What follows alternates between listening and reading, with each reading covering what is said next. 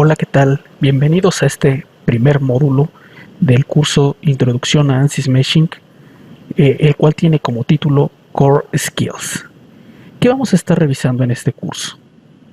En este curso vamos a tener el siguiente panorama. Vamos a revisar cuáles son los fundamentos de la malla, es decir, por qué necesitamos generar una malla para poder realizar un análisis numérico. Necesitamos conocer la interfase de ANSYS Meshing como tal, cómo rotar, cómo manipular el modelo, cómo seleccionar algunas entidades geométricas, cómo conocer el proceso general para poder generar la malla. Necesitamos también conocer algunos conceptos de geometría, es decir, cómo se comporta al momento de importar o de generar una geometría, mejor dicho, un ensamble, cómo se comportará al momento de generar la malla, que tiene diferentes comportamientos dependiendo de algunas opciones que podemos estar editando al momento de importar geometrías. Eso es lo que vamos a estar conociendo. Conoceremos acerca de los métodos de mallado, es decir, qué tipo de elementos nos pueden estar generando, si son tetraedros, si son hexaedros. Posteriormente veremos algo de los diagnósticos y esto se refiere a que podemos, a través de alguna serie de herramientas, identificar si nuestra malla es buena o no. Algunas opciones de visualización y, por último, estadísticas de malla y evaluación de la malla, que es Mesh Metrics, donde conoceremos que existen varios criterios para evaluar precisamente si esa malla es buena o no. El flujo de trabajo para un análisis numérico es el siguiente. Primero, necesitamos importar una geometría o crearla. ANSYS tiene la capacidad para hacer ambas de estas tareas, importar o crear. Posteriormente se necesitan hacer algunas adecuaciones, algunas modificaciones, las cuales se conoce como limpieza de geometría. Posteriormente hablamos del proceso de mallado en sí y posteriormente realizamos el procesamiento y ejecución de la solución. Nosotros nos estaremos centrando en esta actividad, que sería el proceso de mallado. Este proceso de mallado lo estaremos dividiendo a lo largo de cinco módulos y empezaremos a través del Core Skills, que es precisamente el módulo que estamos mostrando en este momento. Posteriormente hablaremos de los métodos de mallado, los controladores globales, controladores locales y calidad de malla. Tal como nos lo indica este diagrama, las actividades para poder generar una malla, pues básicamente nos los está mostrando de manera secuencial y ese es el proceso para poder generar una malla. Quisiera decirles que una malla nos sale o frecuentemente nos sale a la primera. La verdad es que no es así. Frecuentemente tenemos que estar generando mallas, revisando calidades de malla y posteriormente estar haciendo algunos cambios a nivel de métodos, de controladores globales o controladores locales hasta alcanzar los niveles de calidad deseables. Pero cada uno de esos puntos los estaremos tratando de manera particular en cada uno de sus módulos. Por el momento nos daremos la tarea de conocer los puntos generales de este módulo 1. Antes que nada, ¿qué es ANSYS Meshing? ANSYS Meshing es un componente de ANSYS Workbench, el cual está integrado en el banco de trabajo, lo cual nos permite automatizar todo el proceso, ya que este producto puede ser ligado a diferentes físicas. Es decir, ANSYS Meshing nos permite ejecutar mallas o generar mallas para análisis de CFD, entiéndase Fluent, CFX, Polyflow, o generar análisis estructurales, ya sean en Mechanical, pueden ser análisis explícitos o implícitos, y todos ellos están integrados dentro de Workbench.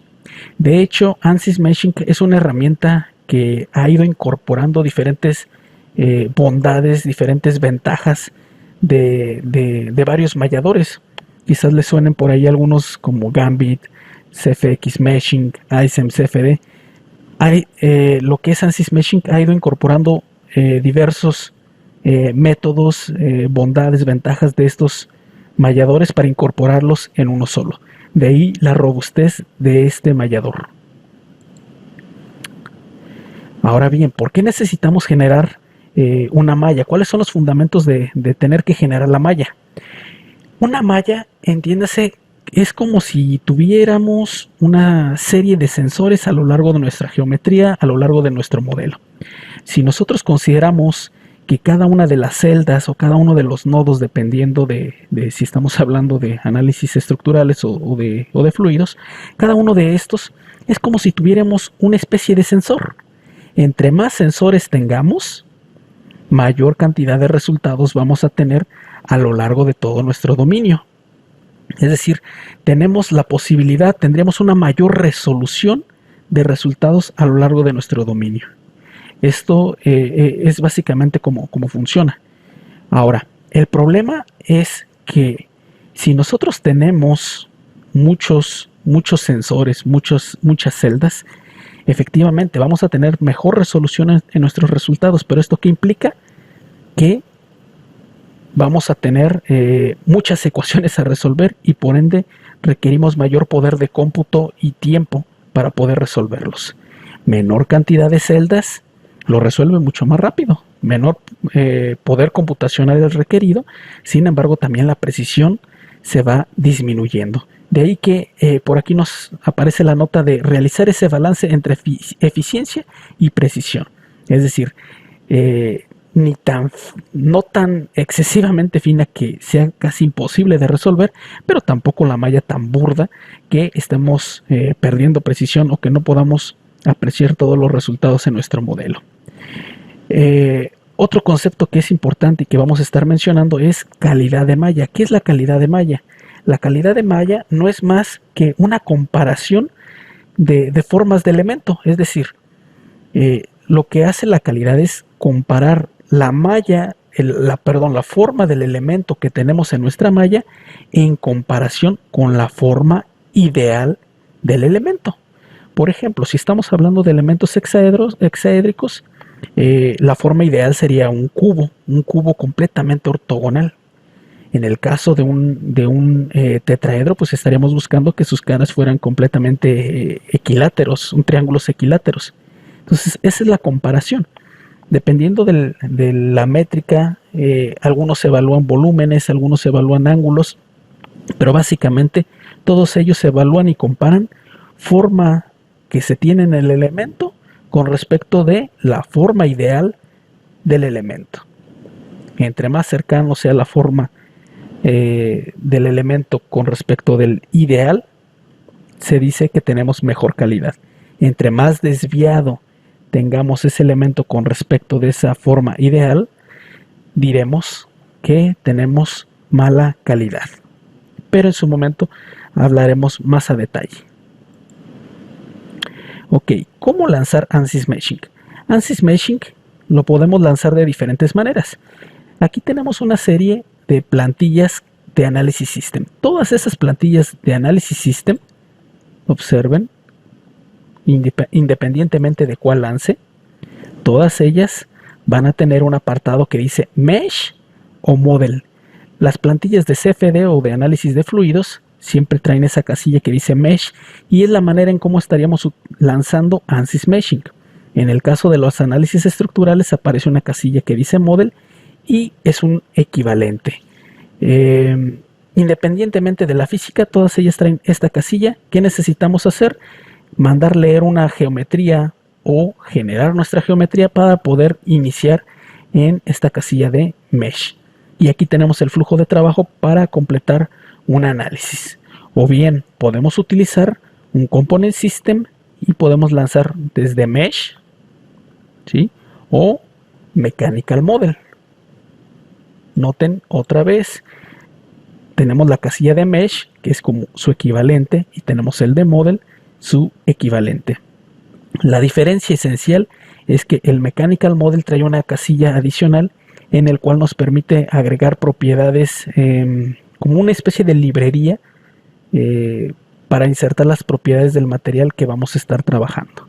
Esa sería la diferencia y básicamente está orientada para análisis estructurales y esta estaría enfocada hacia análisis de CFD.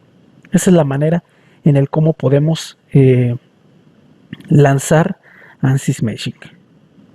Ahora, una vez que ya incorporamos o que ya tenemos una geometría cargada, básicamente lo que tengo que hacer para lanzar ANSYS Meshing es dar un doble clic. Damos doble clic sobre Mesh. Observemos que en la parte inferior izquierda aparece una leyenda que dice Starting Meshing. Aparece como una especie de semáforo rojo indicándonos que el proceso se ha ejecutado y dándonos la instrucción de esperar a que termine de abrir la geometría para poder trabajar en la malla. Observemos, esta es nuestra geometría. Primero, notemos aquí lo siguiente.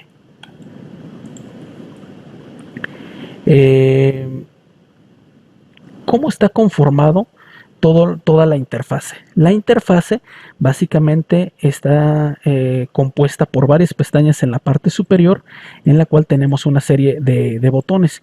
La mayoría de ellos, o muchos de ellos, son controladores para la malla, otros son de visualización.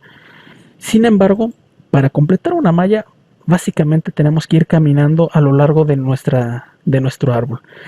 Para ser más concreto, casi todo lo vamos a estar manipulando desde el apartado de Mesh. Nos va a aparecer una ventana de detalles y desde aquí vamos a estar controlando algunos valores de tamaño de malla, o bien desde clic derecho, insertar y algunos otros controladores. Prácticamente todo lo vamos a estar haciendo desde este nivel, ¿sí? De hecho, el proceso para generar una malla es relativamente sencillo. Podemos hacerlo de dos maneras. Si selecciono Mesh, noten, aquí hay un rayito que dice Generate Mesh, o puedo dar clic derecho y Generate Mesh. Ambos comandos hacen exactamente lo mismo.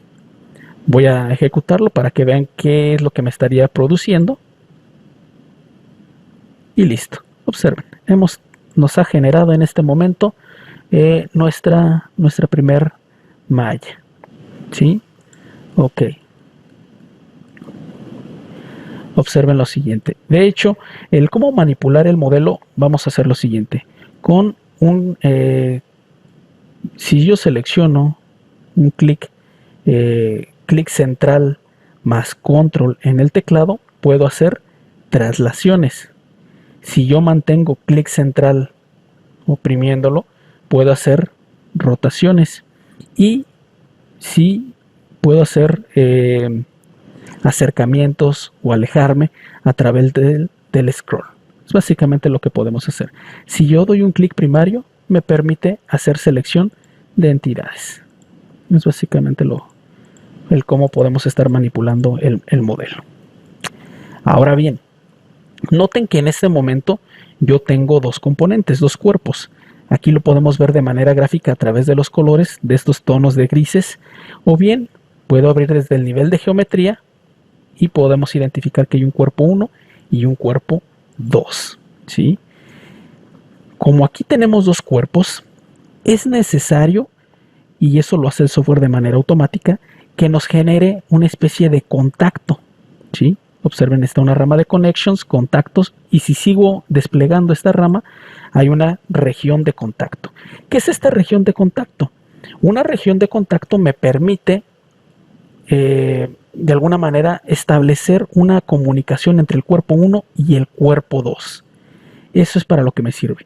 Es decir, si no tuviéramos esa conexión, cada uno de estos cuerpos los estaría tomando de manera separada. Es decir, como si gráficamente los veo que se están tocando, pero para el software no existe una interacción entre cuerpos. Y eso es cuando nosotros generamos dos cuerpos y aparentemente se están tocando, pero tiene la necesidad siempre de generar una región de contacto. Pero notemos también que aparentemente me está diciendo aquí a través de estas ventanas que, no sé si alcancen a ver, que básicamente toda esa línea roja, esa superficie roja, está en contacto con esta superficie azul, lo cual no es del todo cierto. En realidad el área de contacto básicamente es la misma de que esa área azul. Sin embargo, de alguna manera está transfiriendo información del azul a la roja. No completa, pero sí toma referencias de algunos celdas que son adyacentes a esa región. O sea, parte de estas celdas absorben parte de la información que con este cuerpo o con este cubo más pequeño. ¿Cómo pudiéramos evitar ese tipo de problemas? Una sería imprimiendo esta cara sobre este cubo a fin de que la región de contacto se diera solamente sobre estas caras. ¿Cómo lo tengo que hacer o cómo lo pudiera hacer? Eso sí lo tendría que hacer desde el editor de geometrías que se llama SpaceClaim. Vamos a hacerlo. Voy a cerrar esta interfase, voy a ingresar a nivel de Geometry para poder hacer esa edición de geometría. Esperamos unos instantes a que abra. Nuevamente podemos tomar como referencia el semáforo que está en rojo. Una vez que abra, ese semáforo pasará a color verde. Esto para no desesperarnos y saber que efectivamente la máquina está trabajando. ¿Sí? Bueno, aquí está. ¿Sí? Notemos lo siguiente. ¿Qué necesito hacer? Básicamente voy a ocultar, por ejemplo, este cuerpo. En este momento yo ya tengo impresa esa cara, pero voy a removerla para mostrarles el cómo tendríamos que imprimirla. Básicamente tengo que dar clic en este botón de proyectar, selecciono la cara que quiero proyectar y automáticamente, no sé si alcanzan a apreciar, aquí se ve como una especie de línea morada que está imprimiendo sobre esta cara. Simplemente doy clic en la palomita y ya quedó impresa esa cara. Voy a ocultarla, aquí está nuevamente. Entonces, ¿qué implica? Que cuando yo cierre la geometría y abra nuevamente el mallador,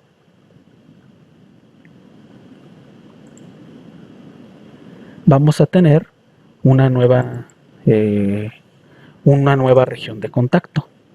Esa región de contacto se va a estar dando solamente entre esas caras, es decir, de manera exacta donde se están tocando, solamente donde se están tocando. Ya no estaría tomando toda la superficie roja, ¿sí? Pero esto lo vamos a ver a continuación. ¿Esto qué va a implicar? Como tiene una cara impresa ahora este cubo, el cubo mayor, el cubo más grande, también la topología, la cara ha cambiado y por lo tanto también la malla va a cambiar y eso lo van a poder apreciar en unos momentos. El motivo por el cual cambia la malla tiene que ver también por la forma de la geometría y en la siguiente lectura platicaremos más a detalle. Ok, vamos a ver. Voy a generar la malla. Noten, cambió la malla. Efectivamente quedó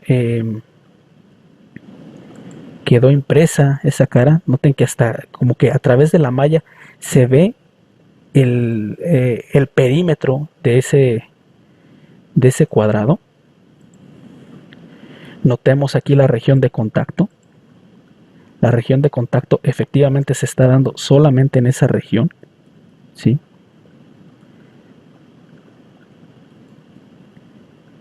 Solamente se va a estar transfiriendo la información sobre las celdas que componen esas caras. Pero aquí hay algo importante. Hablo de transferir información. ¿Por qué? Porque en realidad se va a estar dando una interpolación de información entre el cuerpo 1 y el cuerpo 2. ¿Por qué? Porque noten que aquí las mallas no están unidas, es decir, cada uno tiene sus mallas independientes, se van a resolver separadas, por decirlo de alguna manera, y van a estar transfiriéndose información a través de esa región de contacto. ¿Qué pasa si yo no quiero o yo quisiera evitar las interpolaciones a través de las regiones de contacto, pero tengo la necesidad de mantener esos dos cuerpos? Puedo hacer lo siguiente. Voy a ingresar nuevamente aquí a Geometry. Esperamos nuevamente que abra SpaceClaim. Y es un controlador muy sencillo. De hecho, este controlador se llama Merge Topology o compartir, Share Topology, perdón, que es básicamente compartir la topología. Es decir, a pesar de que son dos cuerpos, notemos un cuerpo 1, un cuerpo 2, yo puedo decirle al software que quiero que la topología esté compartida. De hecho, yo ya la tengo, pero por default siempre, en el caso de los dos ejemplos anteriores, aquí tiene la opción de No. Yo voy a darle la opción de Share y en realidad no hubo un cambio. El cambio no se aprecia aquí. Ese cambio se va a apreciar hasta la sección de mallado. Esta operación que acabo de realizar de cambiarle la opción de Share, en un momento verán el efecto. Hoy en día se encuentra también unos botones adicionales desde la pestaña de Workbench y aquí están unas opciones de Share o Unshare, ¿sí? Ambas opciones son básicamente lo mismo. Entonces en este momento yo lo he hecho a través de la rama principal y cambiando la opción a Share. ¿Qué efecto tiene? Vamos a verlo. Una vez que cerramos, ingresamos nuevamente a la sección de Mesh y vamos a revisar el tipo de malla que nos genera. Para ello, lo que les comentaba, el efecto principal es que ahora las mallas ya no van a tener necesidad de generar un contacto. Esa es una de las diferencias principales. En los dos casos anteriores tuvimos la necesidad, o el software tuvo la necesidad de generar de manera automática un controlador. Ahora ya no estaremos hablando de regiones de contacto, sino que ahora lo que estarán unidas son las mallas. Ya no se perderá la región de contacto de manera automática. Por ejemplo, vamos a revisarlo. Aquí en la rama de Connections, si vemos contactos, pero ya no hay más que desplegar y ya no está la región de contactos. Esa es una primera señal de que está la opción de Share Topology.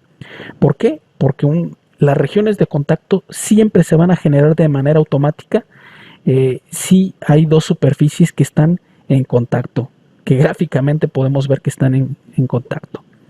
Si genero la malla, vamos a ver lo siguiente.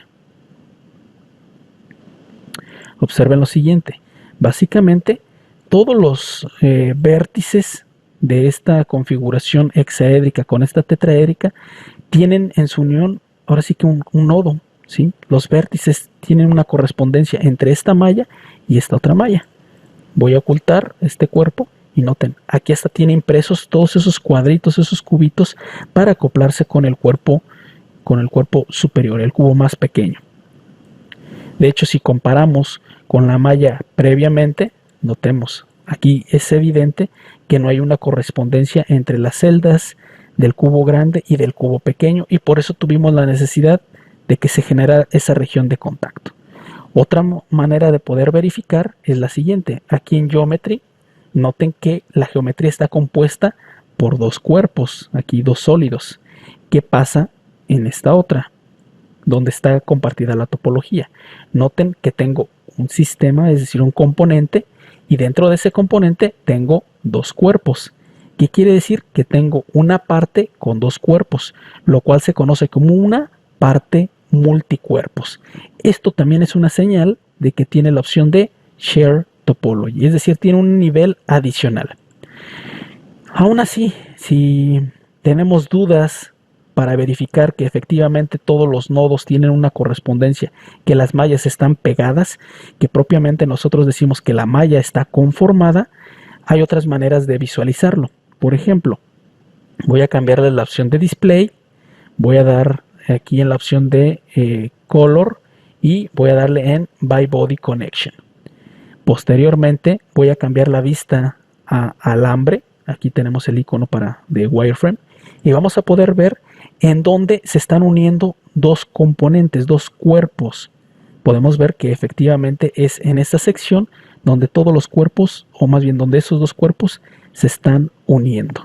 A diferencia de la malla anterior, si voy a esas mismas opciones de visualización, Display, Color, By Body Connection, voy a cambiar la vista de alambre y todo está en color negro. Si viéramos esas líneas en color rosa, nos estarían indicando en dónde se están uniendo. No es el caso y eso ya lo sabíamos porque no estamos utilizando la opción de Share Topology. Sabemos que en este caso lo que va a estar transfiriendo la información es por medio de la región de contacto. Mientras que en este otro caso No requerimos contacto porque se va a estar transfiriendo de manera directa, ya sin ese proceso de interpolación de una malla a otra, ¿sí? Básicamente lo que tenemos para este caso, o cuando importamos más de 2 o más cuerpos. Ok, ¿qué más tenemos? Imagínense que nosotros ahora tenemos dos cubos. Estos dos cubos tienen la opción también de Share Topology y vamos a generar la malla para estos cuerpos. ¿Qué esperaríamos si son dos cubos prácticamente del mismo tamaño, misma configuración? Voy a regresar aquí a la vista de sólidos y voy a generar la malla. Notemos aquí, no hay región de contactos, está la parte con varios cuerpos, es una parte multicuerpos, y si genero la malla, vamos a ver que las mallas están conformadas. Bastante bien, ¿no? Aparentemente esta malla, la geometría es muy simple, entonces no debería de tener mayor problema en generar una malla de este tipo. Pero vamos a ver otro experimento en el cual ahora voy a abrir la geometría. Aparentemente es la misma geometría. En apariencia no se ve ninguna diferencia, pero vamos a ver si nos produce algún efecto. De hecho, lo que vamos a revisar es una herramienta que nos permite hacer como una auditoría en nuestra geometría. Por ejemplo, voy a darle Mesh, Generate Mesh, y noten, es prácticamente la misma geometría. A simple vista, es difícil apreciar una diferencia entre ambos casos. Pero al momento de generar la malla, podemos ver que aquí sí nos está generando un resultado distinto. En todo esto se ve muy similar. Sin embargo, en esta esquina, notemos que se ve como aplastadas unas celdas, se ven como unos triángulos en estas zonas, y cosa que no se ve en la anterior. Y pudiéramos pensar, pero ¿por qué? Si es prácticamente la misma geometría, tiene la misma configuración, tiene las mismas dimensiones, ambas tienen la opción de Share Topology, entonces, ¿qué está pasando? Un error, este es un error bien común, inclusive hay en ciertas ocasiones que debido a errores de este tipo, es posible que no nos genere la malla. ¿Cómo lo vamos a detectar? Una herramienta que nos ayuda a detectar posibles errores es la siguiente. Voy a seleccionar aquí en Geometry y aquí en Display vamos a ubicar un botón que dice Close Vertices, ¿sí? Que quiere decir que va a indicar donde haya dos o más vértices que estén próximos, que estén muy juntos. Notemos que aquí, en este caso, no me aparece en color amarillo. ¿Por qué? Porque me está diciendo que este vértice que tenemos aquí, este vértice es compartido para este cuerpo café y para este cuerpo verde. ¿Por qué? Porque tenemos la opción de Share Topology. Pero notemos que aquí aparece en amarillo, destacándolos. Tenemos dos vértices en amarillo. ¿Qué nos está diciendo? Que hay dos vértices que no se está guardando, que no se está compartiendo topología. ¿A qué se puede deber? Vamos a hacer un acercamiento para averiguarlo. Con clic secundario puedo hacer una cajita para irme acercando. Voy a hacer nuevamente otro acercamiento, hasta poder obtener una vista de esto, ¿sí? De este detalle. Si reviso o selecciono nuevamente sobre Mesh, voy a poder ver la malla y efectivamente, aquí ya se ve esa línea como que nosotros veíamos como un triángulo. Observen, me estoy alejando y a simple vista, otra vez, ya no se aprecia ese escalón. Pero si hacemos un zoom lo suficiente, vamos a poder ver ese escalón, lo cual representa que la malla empiece a perder calidad. ¿Por qué calidad? Porque empieza a perder la forma ideal de esos cubos, a formarse aquí algún prisma aparentemente triangular, ¿no? Entonces, esa herramienta de Close Vertices nos ayuda a identificar las zonas con posibles vértices cercanos y que no necesariamente deberían de estar. Probablemente aquí fue porque por algún error, alguna tolerancia al momento de generar nuestra geometría o al ensamblar algún componente. Entonces nos puede ayudar a identificar esas zonas donde pudiéramos tener problemas en nuestra malla. Entonces para esto nos sirve esta opción de Close Vertices. Como siguiente punto, hay una herramienta adicional que se llaman Name Selections. ¿Qué son estas Name Selections? Una Name Selection es una manera de agrupar o renombrar entidades. ¿Para qué nos sirve esto? Tiene diferentes finalidades. En un análisis de CFD, cuando nosotros generamos una Name Selection, es darles un nombre, es identificar regiones. Dado que en el paquete de CFD frecuentemente cuando configuramos se asigna una condición de frontera basado en el nombre, no en la entidad. Es decir, yo puedo decir esta cara se va a llamar inlet. Ahorita le voy a poner inlet. Y de aquí en adelante esa cara siempre se va a llamar inlet. Entonces cuando yo esté configurando un análisis de CFD, frecuentemente yo voy a hacer referencia a la cara inlet, no la selección gráfica, sino a la entidad inlet.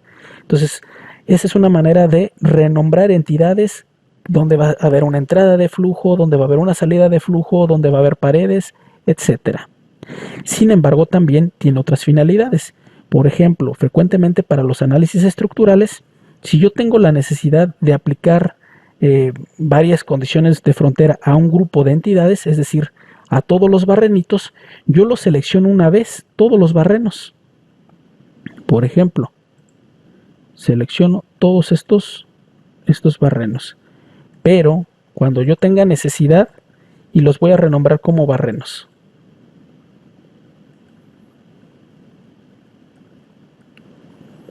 Entonces, a ese conjunto de entidades de superficies que se llaman barrenos, cada vez que yo quiera aplicar una condición en un análisis estructural, si yo quiero aplicar una carga, pues yo puedo mandar llamar esa entidad de barrenos y voy a aplicar mi carga en lugar de estar seleccionando cada uno.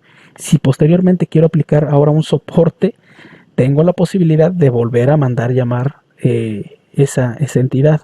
Si quiero postprocesar en la región barrenos, puedo mandar llamar esa entidad en lugar de cada vez que lo requiera estar seleccionando cada uno de esos barrenos. Entonces esa es una de las finalidades. También aquí en Mesh, en ANSYS Meshing, yo puedo estar aplicando controladores de malla a todas las regiones o en las regiones que yo haya renombrado. Entonces es básicamente el mismo propósito. Ahora, si ustedes vieron, yo acabo de generar esta name selection que se llama barrenos, que incluye todos estos barrenos y los seleccioné de manera manual cada uno, pero lo podemos hacer de distintas maneras. Por ejemplo, si yo selecciono este barreno, doy clic derecho, nuevamente Create Name Selection y le voy a decir barrenos. Y puedo darle la opción de aplicar geometría a todas las entidades con el mismo tamaño, tipo, ubicación en X, Y o Z. Voy a decirle size. ¿Qué quiere decir? Noten que estoy seleccionando una entidad que en la parte inferior me dice que tiene un área de 2.4811 e a la menos 6 metros cuadrados. Entonces, ¿qué quiere decir? Que cuando yo le dé OK, va a buscar todas las entidades que tengan esa área y les va a incluir dentro de esta región barrenos. Noten que en este caso me aparecen 8 entidades, ¿sí? Que todas son aquellas que tienen esa misma área. Aquí están estas 4, aquí tenemos estas otras 4, dando el total de 8 caras. Esas no las selecciono, ¿por qué? Porque es un área distinta, ¿sí? Estos son unos orificios parciales y estos atraviesan todo el cuerpo. Entonces de esa manera tenemos filtros de selección que nos ayudan ahora sí que a eficientar ese proceso de selección. También podemos hacer diferentes condiciones. En este caso yo hice o apliqué solamente una condición del mismo tamaño de área, pero podemos hacerlo de diferentes maneras. Por ejemplo, aquí en esta sección de Name Selection voy a darle clic derecho, Name Selection, y ahora en lugar de Geometry Selection, cuando dice Geometry Selection quiere decir que yo directamente selecciono una entidad, pero lo que voy a hacer aquí es darle en este botón para cambiar a hoja de trabajo. Esta hoja de trabajo lo que me permite es especificar filtros. Por ejemplo, hay diferentes casillas que debo de ir llenando. En la primera casilla voy a decirle, quiero agregar una acción en el cual quiero agregar diferentes caras bajo un criterio de tamaño y que éstas sean igual a un valor. ¿Qué valor? Por ejemplo, voy a retomar esta cara. Voy a decir que me seleccione todas las caras que tengan el valor de 2.4811 e a la menos 6 metros. Voy a teclearlo. 2.4811 e a la menos 6 metros cuadrados. Si le doy Generate, noten que me generó exactamente las mismas 8 entidades que obtuve con el mismo procedimiento anterior. Y pudieran pensar, bueno, pues esto fue mucho más tardado, más complicado que siguiendo el proceso anterior. Sin embargo, a través de esta hoja me permite ir agregando los filtros que yo considere necesarios. Por ejemplo, ahora yo voy a insertar otro filtro en el cual voy a pedirle que me remueva ahora sí que de los 8 que tenía, voy a remover 4. ¿Cómo lo voy a hacer? Noten, aquí tengo un sistema coordenado y voy a decirle que me remueva todos los que estén por encima de X, ¿sí? De X mayor que 0, y va a remover esos de modo que yo me quede con estos 4. Esto como ejemplo y solamente para ver que pueden ir agregando N filtros y va a seleccionar entidades que cumplan con todos esos filtros. Por ejemplo, de todos estos, la primera fila me ayudó a encontrar estas 8 caras. Lo que voy a hacer es agregar una nueva fila, pero le voy a decir, de las 8 entidades que tiene seleccionadas, remueve ciertas entidades. ¿Qué tipo de entidades? Son caras, ¿sí? ¿Bajo qué criterio? Ubicación en X. Y quiero que remuevas todo lo que sea mayor, más grande que X en 0. Es decir, todas las superficies que estén en X mayor que 0 las va a remover, dejando solamente las que estén por debajo de X. Voy a darle Generate. Tengo 4. Noten que removió las de arriba y me dejó las de abajo. Puedo hacer lo mismo, pero ahora decirle, no, ¿sabes qué? En lugar de las más, aquí yo eliminé las que estuvieran por encima de 0. Voy a decirle que sean las que estén por debajo de 0. Y vuelvo a dar aquí en Generate, va a eliminar las de abajo y me va a dejar solamente las de arriba. ¿Sí? Y serían las mismas 4. Entonces esto es básicamente la finalidad de trabajar con Name Selection y el por qué son útiles estas Name Selection y cómo podemos hacer ese filtrado o esas selecciones a través de Name Selections. Ahora, ¿qué más tenemos? Vamos a ver lo siguiente. En este caso hemos trabajado con un cuerpo, 2 cuerpos, pero ¿qué pasa cuando tenemos muchos cuerpos? Que ya no estamos hablando de 2, 3, 4, 5, 6 cuerpos, porque mientras estemos hablando con 2, pues no hay mayor problema, nuestro árbol se mantiene pues en lo que cabe fácil de manejar, pero ¿qué pasa cuando tenemos un árbol mucho más complicado? Es decir, ya tenemos muchos más cuerpos. Por ejemplo, aquí tenemos una sección de Geometry, y noten que ya tenemos muchos más cuerpos, ¿sí? ¿Cuántos cuerpos en total? Voy a seleccionar el de abajo, voy a seleccionar el de arriba con Shift y ya me está seleccionando y en la parte inferior me dice que tengo 104 objetos. Quiere decir que tengo 104 cuerpos. Entonces ya es más complicado estar trabajando así como están. Frecuentemente es mejor o es conveniente irlos clasificando. Esto lo podemos hacer desde la geometría o también podemos generar clasificaciones dentro de ANSYS Meshing. Por ejemplo, vamos a hacer lo siguiente.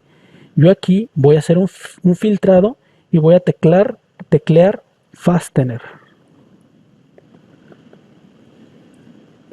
Noten que aquí ya me ocultó, aparentemente me ocultó todos los cuerpos y solamente me aparece en el árbol todas aquellas que dicen Fastener. Fastener 36, Fastener 15, ¿sí? ¿Qué es lo que voy a hacer? Voy a seleccionar todos esos que dicen Fastener 36 selecciono y voy a darle aquí en Group, que hace generar una especie de carpeta. Y ya le puedo poner Fastener 36. ¿Sí? Puedo generar otra carpeta con Fastener 15.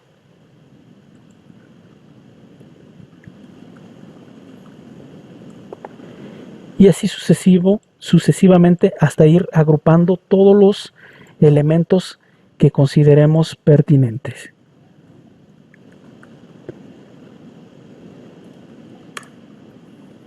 ¿Sí? Este mismo procedimiento que he estado ejecutando para agrupar entidades geométricas es posible realizarlo para agrupar lo que son la malla, porque por ejemplo, nuevamente aquí yo tengo solamente estas entidades, observen, ya tengo estos grupos y el resto de los cuerpos, pero también aquí sobre Mesh más adelante podemos ir agregando más y más controladores. Llega un momento en el que es fácil perderse de qué controlador era para qué cuerpo, entonces podemos ir haciendo clasificaciones a través de estas carpetas.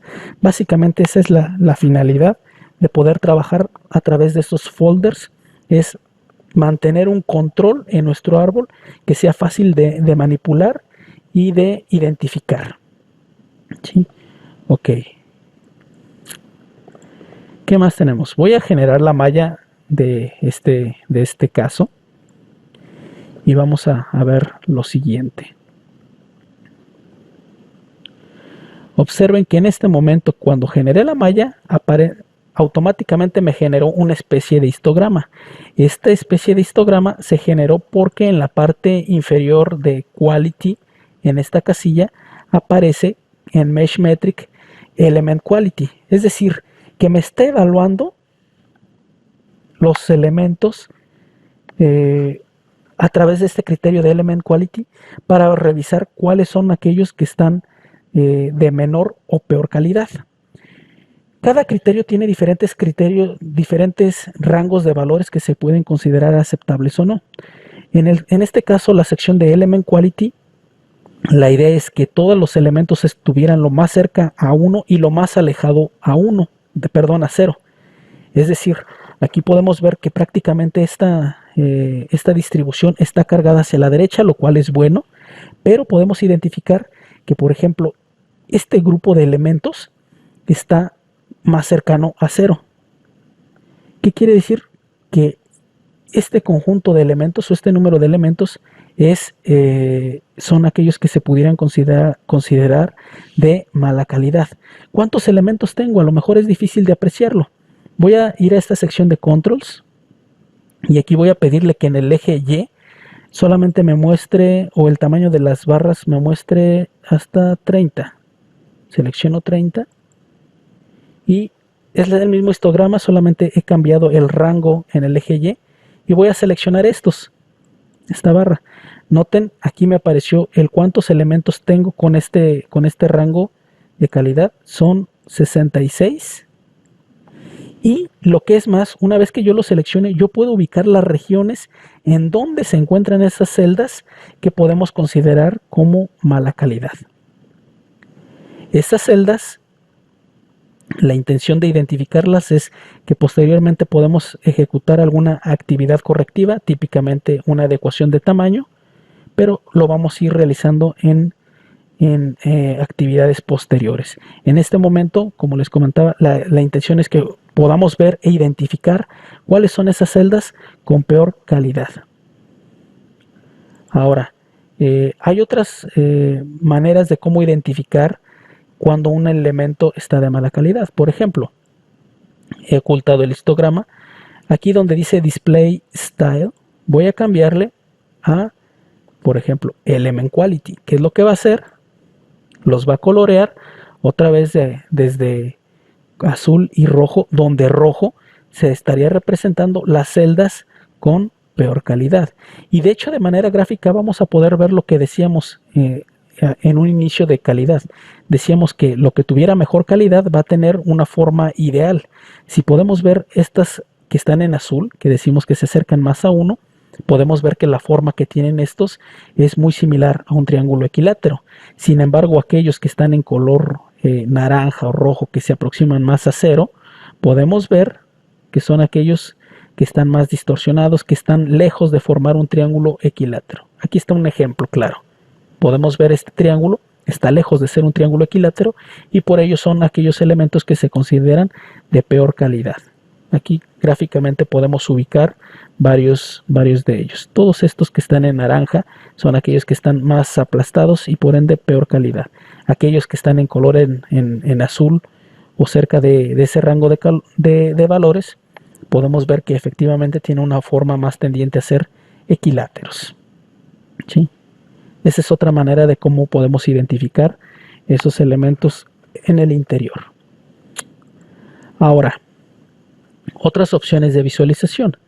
¿Qué pasa cuando tenemos estos ensambles más complicados? Tenemos unas opciones para poder ver el interior de la geometría. Es decir, yo puedo trabajar aquí en Section Planes. Veamos aquí, tenemos los detalles de la malla. Section Plane. Aquí existe este botón de New Section Plane. Voy a colocarme y voy a generar como una especie de corte. Ese corte, notemos que me permite visualizar el interior de la geometría. Podemos ver cómo está compuesta esa geometría. ¿Qué pasa? Noten que me está mostrando solamente una porción de la geometría. Si yo selecciono, aquí está la entidad de Section Plane, me activa este otro botón. Este otro botón, noten que me aparece aquí como una especie de línea con un cuadro azul. Si yo doy clic en la línea punteada, me va a mostrar la contraparte. Me muestra la otra parte y oculta la otra. ¿Sí? Ahora, la posición de ese corte la puedo estar manipulando todavía a través de ese punto azul. Puedo estar viendo lo siguiente. Esto a nivel de geometría. Pero esto también lo puedo hacer a nivel de malla. Voy a regresar al modelo anterior. Si yo me voy a Section Plane y genero nuevamente este botón de corte, observen que aquí puedo ver el interior de la malla, cómo se estaría viendo la malla. Noten que aquí aparentemente se ve bastante distorsionado las celdas, pero esto también es una opción de visualización, dado que el corte está rebanando también las celdas y los elementos, de ahí que se ve poco uniforme. Una manera de poder apreciar mejor la distribución de las celdas es la siguiente. Doy clic en Selection Plane y ubico este botón de Show Whole Elements. Lo selecciono y va a mostrar esos elementos en 3D y ya van a tener más forma. Aún así siguen siendo bastante burdos, sin embargo nos sirve para tener o para darnos una idea de cómo se da esa distribución. A diferencia de no tenerlo activado, es fácil perderse. No nos da una idea clara de cómo está esta distribución. ¿Sí? Ok.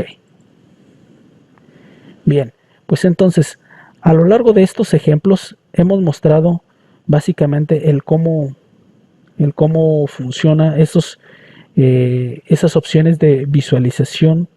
¿Qué es lo que hemos revisado? Pues básicamente cómo lanzar ANSYS Meshing, un overview, un panorama general de las interfaces. Vimos ejemplos de partes multicuerpos, de cómo generamos los contactos. Vimos opciones de los planos de sección, algunas opciones de diagnósticos, opciones de visualización. Es lo que hemos visto en este primer módulo. Posteriormente iremos explicando más a detalle cada una de las herramientas. En este momento hemos dado solamente un panorama general, conocer la interfaz, que es básicamente lo que buscábamos en este módulo. Sin embargo, trataremos más a detalle cada uno de los botones que hemos estado probando. Por el momento, dependiendo de la finalidad de este curso, es decir, si tú eres un usuario que busca tener mayor experiencia en el uso de CFD, recomiendo realizar este ejercicio Workshop 1.1 CFD, que encontrarán dentro de la carpeta de Inputs Files, o bien, si estás interesado más bien en un área estructural, les recomiendo utilizar este Workshop 1.1, que es de análisis por elemento finito. Cualquiera de ellos o de estos ejercicios eh, pueden o nos van a introducir básicamente al mismo uso de herramientas, pero enfocado a diferentes aplicaciones. Entonces, cualquiera de ellos nos van a permitir obtener experiencia en el manejo de ANSYS Meshing. Espero que esta información les haya sido de utilidad y nos vemos en el siguiente módulo, en el módulo 2, que sería acerca de métodos de mallado. Hasta la próxima.